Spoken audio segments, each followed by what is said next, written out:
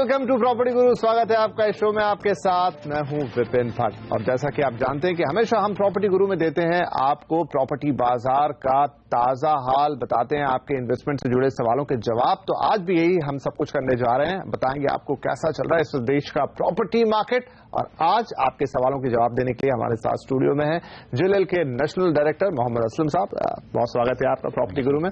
तो आइए असलम जी के साथ हम शुरुआत करते हैं सवाल जवाब के सिलसिले की। पहले कॉलर आ रहे हैं मनीष सूद फ्रॉम मुंबई। मनीष जी, क्या होगा आपका सवाल? हेलो। हाँ जी मनीष, पूछिए अपना सवाल। सर, मैंने पुणे में देहू रोड में, this is old Mumbai Pune highway पे, वहाँ पे 4 साल पहले एक प्रॉपर्टी एक्वायर किया था, रीसेल वाला फ्लैट फॉर अराउंड 16 लाख। ठीक है। तो अब उसके बाद क्या हुआ कि 2 साल के बाद वो अभी रेड जोन में आ गया एरिया। ओहो, ओके ओके। सो अभी what should I do, like should I sell it और क्या वहीं पे रहते रहूं और कहीं और पे प्रॉपर्टी देखूं? राइट, बिल्कुल मनीष। और लगभग इसी तरह का सवाल कुछ वक्त पहले भी हमारे पास आया था। बात पुणे की थी और रेड जोन प्रॉपर्टी की ही थी। बहरहाल ये अलग मामला है। तो यहाँ पर असलम साहब क्या सलाह होगी कि अब क्या करें इस चीज का? देखिए मनीष जी, आई थिंक ये चीज तो पुरानी है। 2 साल पहले, मुझे लगता है जहां तक मेरी नॉलेज है 2 साल पुरानी है ये बात। और ये चीज मेरे ख्याल से आपको अगर 2 साल पहले आपने लिया है तो आपको उस टाइम उसका जांच कर लेनी चाहिए थी, क्योंकि ये तो बहुत ही एक ऐसी चीज है जिसकी वजह से उस एरिया में अगर आप जाएंगे आज तो वहां पे आप देखेंगे कि डेवलपमेंट ही नहीं हुआ है। वहां पे आपको लैंड के लैंड खाली दिखते हैं दोनों तरफ से। और वो उसका रीजन भी है कि वो DAD वहां से है, देव रोड आर्मामेंट डिपो जो है। तो उसके डिपो की जो उन्होंने रूल है वो 2000 यार्ड्स के सराउंडिंग में आपको कुछ भी अलाउड नहीं करेंगे।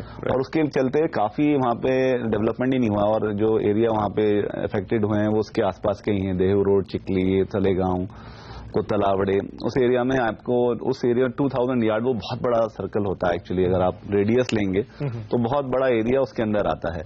तो उस पर काफी डिबेट चल रहा है कि उसे क्लियर किया जाए, थोड़ा उसको रिड्यूस कर दिया जाए। काफी चीजें चल रही हैं, लेकिन उसका कोई अभी तक रास्ता नहीं निकला। जैसे आपने बोला कि थोड़े दिन पहले भी, मतलब 2 साल 3 साल पहले ये सवाल आया था शायद, तो उस टाइम भी यही था कि अभी उसमें यही है कि डिस्कशन ही चल रहा है, कोई इसका वे आउट तो नहीं है। तो मेरी सलाह तो यही है कि आप उसको होल्ड कीजिए विद होप कि वो शायद उसमें कुछ निकल आए। क्योंकि ये बात तय है कि अगर उसका सॉल्यूशन निकल आया और वो आपका रेड जोन से निकल गया तो आपको एप्रिसिएशन बहुत स्ट्रांग मिलेगा, वहाँ बहुत अच्छा जाएगा। लेकिन आपको अगर जल्दी है तो अगर कोई और उसमें इन्वेस्ट करके ये सारे रिस्क देखते हुए करने के लिए रेडी है तो फिर आपको बेच देना चाहिए। चलिए, तो ये 50-50 वाला मामला है। दांव आपको खेलना होगा, थोड़ा जुआ खेलना होगा यहाँ पर। अगर मामला निकल गया आपके हक में तो बहुत ही बढ़िया, फायदा ही फायदा। लेकिन अगर आपको लगता है कि अनिश्चितता ज्यादा है तो जैसा असलम साहब ने दूसरा ऑप्शन आपको दिया है कि आप वहां से निकलकर कहीं और भी निवेश कर सकते हैं। चलिए आगे बढ़ेंगे। अब एक ईमेल है हमारे पास, नैनीत कुमार साहब ने चेन्नई से भेजी और पूछना चाहते हैं कि पुणे के वाघोली में 2 BHK या फिर इंदौर के सुपर कॉरिडोर में एक प्लॉट, कहां निवेश करना ज्यादा फायदेमंद होगा? तो एक तरफ है पुणे महाराष्ट्र का शहर और लगभग उसी तरह का शहर मध्य प्रदेश का इंदौर। लेकिन अब दोनों में से कौन बेहतर होगा ये बताएंगे असलम साहब। इंदौर तो आपका शहर है जी, और पुणे आपका शहर है। तो उसमें देखिए, अगर आज की सिचुएशन के हिसाब से लें, इंदौर काफी प्रॉमिसिंग है। लेकिन पहले बात करते हैं कि आपने 2 different kind of categories choose की हैं। एक तो आप फ्लैट्स की बात कर रहे हैं और दूसरा आप प्लॉट की बात कर रहे हैं। दोनों के डिफरेंट पैरामीटर्स होते हैं किसी को भी इन्वेस्ट करने के लिए। तो उसमें अगर हम बात करें कि फ्लैट लेना हमेशा से एक जो नॉर्मल इन्वेस्टर हैं, जो मतलब हमारे जैसे छोटे इन्वेस्टर्स रहते हैं, उनके लिए हमेशा फ्लैट ज्यादा प्रेफरेबल रहता है, क्योंकि उसमें जो ऑप्शंस होते हैं आपको एग्जिट के, वो बहुत ईजी होते हैं। फ्लैट को आप कभी भी बेच सकते हैं, कभी भी आप उसे रेंट पे चला सकते हैं और उसमें रिटर्न्स आपको फिर रेगुलर भी आ सकते हैं अगर आप रेंट पे देते हैं। अगर आप उसको बेचना चाहते हैं तो फिर भी वो बेच जाएंगे और जल्दी आपका पैसा, तो मैं कहूंगा वो लिक्विडिटी फास्ट है वहां पे। प्लॉट को जहां पर है वो लेते समय आपको काफी चीजों का ध्यान रखना पड़ता है कि वो प्लॉट किसी पूरे डेवलपमेंट, किसी बड़े डेवलपमेंट प्लान का हिस्सा है या वो उसके सारे आपके पेपर्स क्लियर हैं, आप किससे ले रहे हैं, ओनर्स कौन है, ओनरशिप जो आई है शुरू से लेकर अभी तक वो क्लियर है या नहीं। तो वो काफी चीजें आपको देखनी पड़ती हैं। तो इन दोनों मामलों में चलते हुए मैं आपको कहूंगा कि आपको फ्लैट के लिए जाना चाहिए। इंदौर और पुणे की जहां तक अगर हम कंपैरिजन करें तो आज की डेट में पुणे उससे ज्यादा स्कोर करता है, क्योंकि पुणे में जो आपने एरिया भी चूज किया है वाघोली, वो वाघोली एरिया काफी प्रॉमिसिंग है। पुणे में ईस्ट और वेस्ट में 2 ही जो कॉरिडोर हैं वो काफी अच्छा कर रहे हैं, जिसमें ईस्ट में ये वाघोली आता है। काफी अच्छे डेवलपर्स हैं जो अच्छे अफोर्डेबल रेट्स पे वहां पे उन्होंने लॉन्चेस भी किए हैं, जैसे सुहास लुंकर जी का है, एक रोहन डेवलपर्स ने किया है, फिर उसके बाद कोल्टे पाटिल है वहां पे, पंचशील भी हैं, लेकिन सभी डेवलपर्स के कुछ ना कुछ हर रेट में आपको हर रेंज में मिल जाएगा। और फ्यूचर उसकी जो कनेक्टिविटी है पूना से और आगे अहमदनगर जो रोड है, जो इंफ्रास्ट्रक्चर है, सोशल इंफ्रास्ट्रक्चर, मॉल्स वगैरह जो हैं, आईटी पार्क है, तो इकोनॉमिक ड्राइवर्स भी वहां पे बहुत अच्छी तरह एस्टैब्लिश्ड हैं। तो फ्यूचर में वाघोली पूना आपको ज्यादा बेहतर सूट करेगा, तो मेरी राय में आपको पूना में वाघोली में ले लेना चाहिए। चलिए साहब, तो इंदौर और पूना की जंग में यहाँ पर इंदौर आगे निकलते पूना आगे निकलते हुए वाघोली एक अच्छा इलाका जैसा साहब बता रहे हैं यहाँ पर, तो आपको निवेश के लिए अगर दोनों शहरों में से चुनना है तो आप पुणे के साथ आगे जा सकते हैं। फ्यूचर प्रोस्पेक्ट बहुत अच्छे, देश का बेहतरीन मार्केट और सभी कंडीशंस आपके लिए सूटेबल वहां पर। आगे बढ़ेंगे, अब एक और ईमेल हमारे साथ है अतुल सामानी साहब का, ये पुणे से है और पूछना चाहते हैं कि 8 से 10 लाख में प्लॉट में निवेश करना चाहते हैं। सोलापुर एयरपोर्ट के नजदीक हाईवे रेजिडेंसी प्रोजेक्ट उन्होंने देखा है, डेवलपर 100% बायबैक ऑफर दे रहा है, तो क्या यहां निवेश करना फायदेमंद होगा? तो पहला सवाल तो सर मेरा ही कि क्या इस तरह के बायबैक ऑफर भी होते हैं बाजार में, और फिर ये लोकेशन कैसी है और प्लॉट में जाना चाहिए? आई थिंक ये सोलापुर में लेना चाह रहे हैं। पूना आपने बोला, पूना में ये भेजा इन्होंने पुणे से है, लेकिन लेना सोलापुर में। सोलापुर एज अ लोकेशन अभी थोड़ा सा काफी लाइक लोगों की रडार पे आ रहा है, बिकॉज अभी वहाँ एयरपोर्ट अनाउंस हुआ है कि एयरपोर्ट आ जाएगा, प्लस NH9 पे एक अच्छा लोकेशन है सोलापुर बिटवीन पूना एंड हैदराबाद, और काफी कमर्शियल एक्टिविटीज और काफी हो रही हैं, और काफी डिपेंडेंसी पूना पे बहुत रहती है। वहां से आपके जो बाकी लोगों का जो बिजनेस होता है, ट्रेडिंग हो या दूसरा, वो पूना के थ्रू होता है, और जो स्टूडेंट क्राउड आता है वो सोलापुर वगैरह से काफी आता है पूना में। तो ओवरऑल लोकेशन में कोई इशू नहीं है। उन्होंने मुझे बताया नहीं कि डेवलपर कौन है, क्योंकि ये बायबैक ऑफर जहां होते हैं, देखिए हमेशा से हमें सिखाया गया शुरू से, जहां पे चीज बहुत ज्यादा मीठी होती है तो आप देख लीजिए कि उसमें और क्या क्या, चॉकलेट अच्छी है लेकिन उसके जो साइड इफेक्ट्स हैं वो डिफरेंट ही होते हैं। तो बायबैक ऑफर आज की मार्केट में देना, डेफिनेटली डेवलपर्स कुछ भी कर रहे हैं आजकल सेल के लिए, तो वो हो सकता है हो। मैं ये भी नहीं कहता कि डेवलपर्स कोई आपका बुरा हो, लेकिन आप अपना होमवर्क कीजिए ना, आप सारे पेपर्स देख लीजिए, जो बायबैक ऑफर है उसको पूरी अच्छी तरह आप उनसे बात कीजिए कि बायबैक में वो क्या कह रहे हैं, कितने सालों में आप उसे खरीदेंगे, कितने साल में क्या रिटर्न्स पे आपको बायबैक करेंगे, रेट क्या होगा। कहीं ऐसा तो नहीं जिस रेट पे आज आपने लिया उसमें आपको ऊपर 10% का रिटर्न देके 3 साल में ले लें। आज की डेट में आपको 9% की FD रेट मिल जाते हैं। तो वो सब चीजें आपको देखना है कि आपके इन्वेस्टमेंट में जो रिटर्न्स आ रहे हैं वो किस तरह से हैं। प्लस बहुत इंपॉर्टेंट बात है कि वो रिटर्न आ रहे हैं तो वो आने के लिए ईजिली आ रहे हैं या नहीं, उसमें बाद में कोई डिस्प्यूट ना हो, कोई कंडीशन ना उस पर सेट की गई हो कि जब ये होगा तभी आपके मैं बायबैक कर पाऊंगा। तो ये सब आपको देखना पड़ेगा। तो पहली चीज आपको उस पूरे प्लॉट के सारे जो लीगल पेपर्स हैं वो क्लियर होने चाहिए, और दूसरी आपको ये देख लेना चाहिए कि जो कंडीशन है बायबैक की वो आपको सूट होती हैं और वैलिड है, और वो डेवलपर उसको कमिटली फुलफिल करेंगे, तो उस हिसाब से आपको देखना चाहिए। तो ये सारी बातें हैं जिनका आपको जरूर ख्याल रखना होगा, क्योंकि इतना आसान नहीं है, इतने लिक्विडेटिव ऑफर हैं जरूर, लेकिन उनके पीछे का सच जानना बहुत ज्यादा जरूरी है। किस तरीके से सारी बातें, सारे पॉइंट्स यहाँ पर असलम साहब ने आपके सामने रखे, इन्हें ध्यान में रखें और फिर आगे बढ़ें। चलिए, और यहाँ पर वक्त हो गया है एक छोटे से ब्रेक का, लेकिन ब्रेक के बाद भी सवाल जवाब का सिलसिला जारी रहेगा।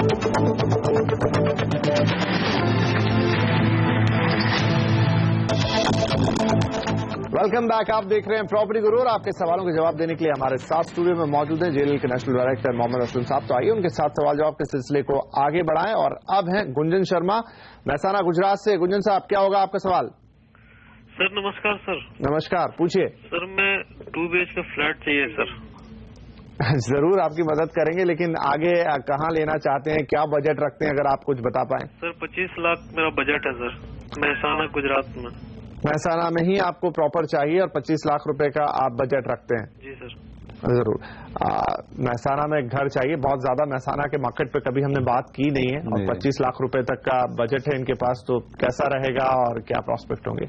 नहीं, महसाना में एक्चुअली क्या हुआ है, वो मारुति ने जब से अपना प्लांट अनाउंस किया है तब से वहाँ जो रियल एस्टेट एक्टिविटीज हैं वो काफी बढ़ गई हैं, और वो हमेशा से होता ही है। हमने वो भी देखा है जब वो गुड़गांव के पास जब मारुति ने पहली बार स्टैब्लिश किया था, तो तब भी वहाँ पे पूरा गुड़गांव ही डेवलप हो गया है। मतलब वो सारे फैक्टर्स थे कि तभी DLF ने सब इन करना शुरू किया विद मारुति देयर, तो वो पूरा एरिया ही एक तरीके से डेवलप हो गया और अभी तो एक इंडिया का एक बहुत बड़ा हब माना जाता है, हॉट मार्केट है, IT हो या कमर्शियल हो दोनों।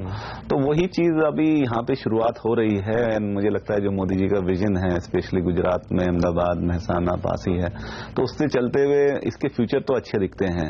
अगर कोई वही केस स्टडी लेके गुड़गांव की लेकर उस पर बात करें तो ये लगता तो है कि हाँ ये होना है, पहली शुरुआत हो गई है, मारुति ने अनाउंस कर दिया है, उनका काम भी शुरू हो गया है वहाँ पे। तो इस तरह से डेवलपर्स ने भी वहाँ पे जमीन लेनी शुरू कर दी है। तो बिफोर कंज्यूमर डेवलपर्स ने वहाँ पे प्रोएक्टिवली जमीन लेके वहाँ पे अपना शुरू कर दिया और काफी रेप्यूटेड डेवलपर्स वहाँ पे चले गए हैं जो लोकल गुजरात के भी हैं और कुछ मुंबई के भी वहाँ पे देख रहे हैं। तो उस तरह से चलते हुए फ्यूचर तो प्रोजेक्ट या एरिया का तो अच्छा है। जो इनका बजट भी है 25 लाख, वो मेरे ख्याल से सूटेबल है। वहाँ पे लगता है किसी भी रेप्यूटेड डेवलपर्स के पास 25 लाख में 2 BHK उनको 100% मिल जाएगा। बस वो आप देखिए कि आप उसमें जो हम हमेशा कहते हैं कि अपना देखिए कि किस डेवलपर के साथ जाना है, उसका रेपुटेशन, डिलीवरी रिकॉर्ड, उसका क्वालिटी ऑफ कंस्ट्रक्शन, वो सब देख के आप कर लीजिए क्लोज, क्योंकि ये आपने भी अच्छा सोचा है मेहसाना में आज लेने के लिए, क्योंकि फ्यूचर उसका ठीक लग रहा है और सब चलते हुए, क्योंकि जब ये मारुति आएगी तो बाकी चीजें भी आएंगी और वो जो डिमांड होता है व्हाइट कॉलर जॉब पीपल से वो काफी रहेगा वहाँ पे। और लोग वही विला से लेके हर तरह के फ्लैट्स वहाँ बनेगा। तो मेरे ख्याल से आप इन्वेस्ट कर लीजिए, it will be a good investment. बड़ी इंटरेस्टिंग बात आपने बताई। तो यहाँ थोड़ा और बात कर लेते हैं कि क्या हम एक एप्पल टू एप्पल या हेड टू हेड कंपैरिजन कर सकते हैं गुड़गांव मेहसाना का, क्योंकि वो एक तो गुड़गांव के साथ है कि NCR का हिस्सा बना, उसे एक एयरपोर्ट भी मिल गया, फिर IT एक्टिविटी बहुत रही apart from the automobile and other things. तो क्या ये भी उतना ही बड़ा पोटेंशियल रखता है, या अगर उतना नहीं और उसके हाफ पे भी पहुंचेगा तो भी बहुत अच्छे रिटर्न्स मिलेंगे या बहुत बेहतर होगा? चांसेस तो हैं इसके, क्योंकि देखिए जो है एक all side and done Gujarat की स्पेशल जगह है मिस्टर मोदी के अपने पूरे एजेंडा में, और वो उसको अभी भी मेरे ख्याल से मॉनिटर करते हैं कि क्या हो रहा है। और वो उन्हीं के इनिशिएटिव हैं जो जब वो CM थे, जो उन्होंने उस टाइम लिए थे, वो अभी वो सब फुलफिल हो रहे हैं। तो डेफिनेटली अभी जो वाइब्रेंट गुजरात हमेशा होता है और वो सब चीजें अल्टीमेटली इसमें ट्रिकल डाउन होनी शुरू हो जाएंगी। तो मैं ये नहीं कहता कि वो वैसा हो जाएगा, क्योंकि जब गुड़गांव में भी वो सब शुरू हुआ था तो किसी ने नहीं सोचा था की थी कि एक दिन ऐसा बन जाएगा। तो एयरपोर्ट तो इंटरनेशनल एयरपोर्ट अहमदाबाद का भी है, लेकिन आगे क्या होगा और कैसा रहेगा वो काफी फैक्टर्स हैं। लेकिन इसकी शुरुआत अच्छी है। इनको 25 लाख में इन्वेस्ट, अगर ये या कोई भी हमारा प्रोग्राम देख रहे हैं, उनको आज जो इन्वेस्टमेंट है वो इतना बड़ा नहीं है, लेकिन उसके चांसेस ऑफ गेटिंग सक्सेसफुल ज्यादा हैं, बहुत ज्यादा, और नहीं सक्सेस होंगे इतने कम ज्यादा नहीं है। तो अगर उन्होंने इन्वेस्टमेंट के लिए भी लिया है तो डेफिनेटली रहेगा।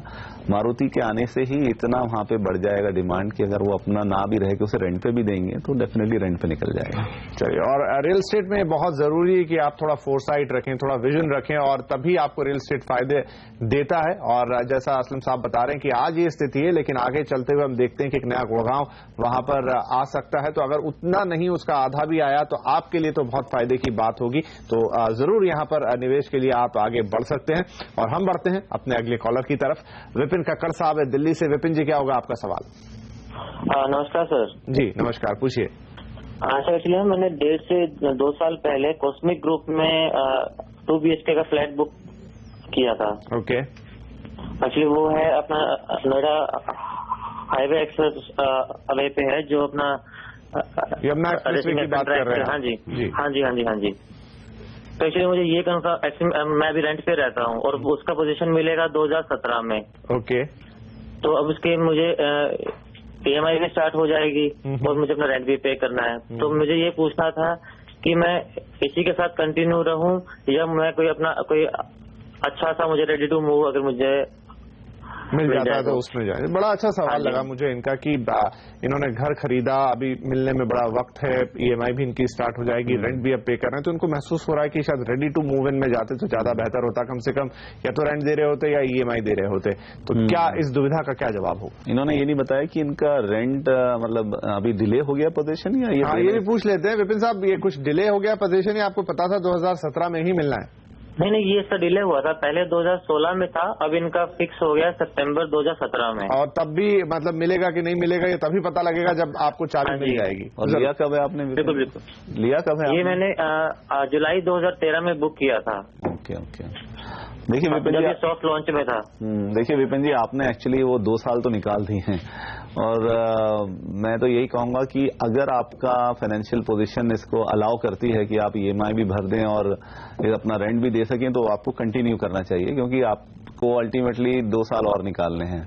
और होपफुली अगर 2017 में मिल जाता है तो, क्योंकि एप्रिसिएशन जो आपने प्री लॉन्च में लिया होगा वो उससे तो काफी बढ़ गया होगा अभी तक 2013 से, क्योंकि ये जो यमुना एक्सप्रेसवे के आसपास का मार्केट है ये थोड़ा सा अभी कुछ दिनों मतलब लास्ट 2 ईयर से तो बहुत स्लगिश चल रहा है। लेकिन फ्यूचर जो है पूरा ग्रेटर नोएडा के वो बहुत अच्छे हैं, क्योंकि उसमें जो बाकी इकोनॉमिक ड्राइवर्स हैं, इंफ्रास्ट्रक्चर है और बाकी चीजें जो एक एरिया को पोटेंशियली बड़ा अच्छा बनाती हैं और इन्वेस्टमेंट के लिए अच्छा बनाती हैं, वो सारे इंग्रेडिएंट्स उस लोकेशन में है। अभी तो गौर सिटी तक मेट्रो का एक्सटेंशन होने के बाद ये थोड़ा और अच्छा हो जाएगा।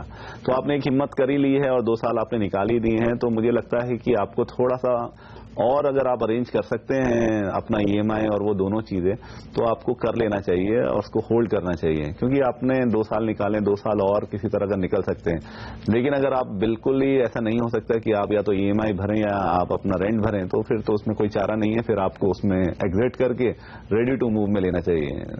तो रेडी टू मूव में यह है कि अभी आपने अगर इसको EMI में देने वाले थे तो आपने होपफुली अभी 20 या 30% ही दिया होगा यहाँ पे, अभी वहां पे आपको पूरा 100% देना पड़ेगा। तो वो सब चीजें आपको देखनी पड़ेगी, क्योंकि EMI वहां पे ज्यादा आएगा और यहाँ पर आपको EMI एज पर आपका जो आप बैंक से डिसबर्सल करा रहे हैं इनको, उसके हिसाब से आ रहे हैं। तो ये काफी फैक्टर्स हैं जो आपको अपनी फाइनेंशियल पोजीशन सोचते हुए दोनों तरफ देख के फिर आप डिसीजन लीजिए इसमें। राइट, तो विपिन जी थोड़ा कॉपी पेन लेके बैठिए, एक लाइन खींचिए बीच में और दोनों तरफ लिखिए कि अगर मैं इसी के साथ कंटिन्यू करता हूं तो मेरे फाइनेंशियल्स कैसे रहेंगे, और अगर मैं नए के साथ जाता हूं, रेडी टू मूव इन के साथ जाता हूं, तब मेरे फाइनेंशियल्स कैसे रहेंगे। और बहुत ज्यादा अंतर अगर नहीं आपकी फाइनेंशियल कंडीशन अलाउ करती है, पहला ऑप्शन चुनिए, आप उसी के साथ बने रहिए। बहुत ज्यादा टाइट हो रहा है तो जरूर आप देख सकते हैं, लेकिन तब भी वो हिसाब किताब पे जरूर नजर डालिए कि कहीं आपको नुकसान तो नहीं हो रहा या दोनों में रहने में कोई खास अंतर नहीं है, तो फिर पहले ऑप्शन के साथ ही आप बने रहें तो ज्यादा अच्छा होगा। और चलिए इसी सलाह के साथ यहां पर वक्त हो गया एक और छोटे से ब्रेक का। ब्रेक के बाद भी सवाल जवाब जारी है।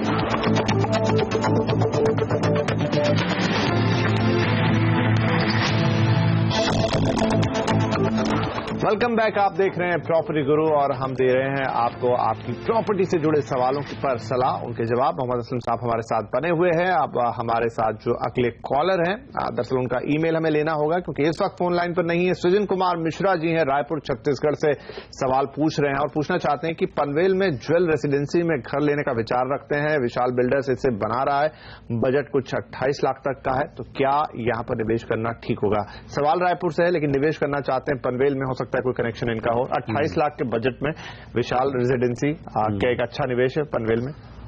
Panvel as a city is fine. मैंने तो हमेशा से बोला है कि बॉम्बे और उसके आउटस्कर्ट्स में आप अगर इन्वेस्ट करते हैं विद रेप्यूटेड डेवलपर्स, तो डेफिनेटली आपका इन्वेस्टमेंट जो है वो कभी स्टक नहीं होगा, डिले चलेगा, डिले रहेगा लेकिन थोड़ा बहुत, लेकिन अल्टीमेटली वो आपको गुड रिटर्न्स ही देके जाता है। जो डेवलपर्स के बारे में बात कर रहे हैं वो उनका रेपुटेशन अच्छा है, तो वैसे तो कोई प्रॉब्लम नहीं है। लेकिन अगर फिर भी और उनको अच्छा देखना है तो उसमें उल्वे में, पनवेल के पास ही थोड़ा उल्वे में भी देख सकते हैं, तो उसमें 28 लाख में उनको और बेटर और अच्छा बड़ा घर मिल जाएगा और वहां पे भी काफी अच्छे डेवलपर्स हैं और जो इकोनॉमिक ड्राइवर्स हैं और जो उसके फ्यूचर प्रोस्पेक्ट्स हैं वो अच्छे हैं। पनवेल ये है कि थोड़ा हीटेड अप हो गया, अब इन्होंने बताया नहीं 28 लाख में इनको 1 BHK ही मिल रहा होगा जहां तक मुझे लगता है, तो उल्वे में उनको 28 लाख में और बेटर और बड़ा घर मिल सकता है। लेकिन अगर उनको डिसाइडेड है कि पनवेल है बिकॉज ऑफ सर्टेन रीजन जो उनका अपना होगा, तो पनवेल नॉट अ बैड बेट और ले लेना चाहिए उनको। राइट, तो यहाँ पर पनवेल के साथ जाने में कोई दिक्कत नहीं है और जैसा असलम साहब भी कह रहे हैं कि आप बॉम्बे या उसकी पेरीफेरी में जब भी निवेश करेंगे तो ये निवेश आपको कभी नुकसान नहीं देगा, आपको फायदे की चीज देगा। अब आपके पसंद की चीज क्या है, कितना आपका पोटेंशियल है, किस तरह का घर आप लेना चाहते हैं, क्या सुविधाएं चाहते हैं, ये आपके ऊपर निर्भर करता है कि कहाँ चुने, किसको चुने। लेकिन निवेश की जहां तक बात है बॉम्बे या उसके आसपास के इलाकों में, ये आपको आगे चल के भविष्य में बेहतर रिटर्न देगा, इसमें कोई शक नहीं लगता है। चलिए, तो समय हो रहा है अब समाप्त। इसी के साथ प्रॉपर्टी गुरु में इस हफ्ते आपसे चाहेंगे इजाजत और जाने से पहले असलम साहब आपका बहुत शुक्रिया, आप आए और आपने हमारे दर्शकों के सवालों के जवाब दिए हमेशा की तरह। और आपसे भी यही दरखास्त कि आप अगर कोई सवाल पूछना चाहते हैं तो उसे pg@moneycontrol.com पर हमें मेल कर दीजिए अपने नाम, पते और फोन नंबर के साथ। तो चलिए, इस हफ्ते के लिए इतना ही, अगले हफ्ते फिर मिलेंगे, तब तक के लिए नमस्कार।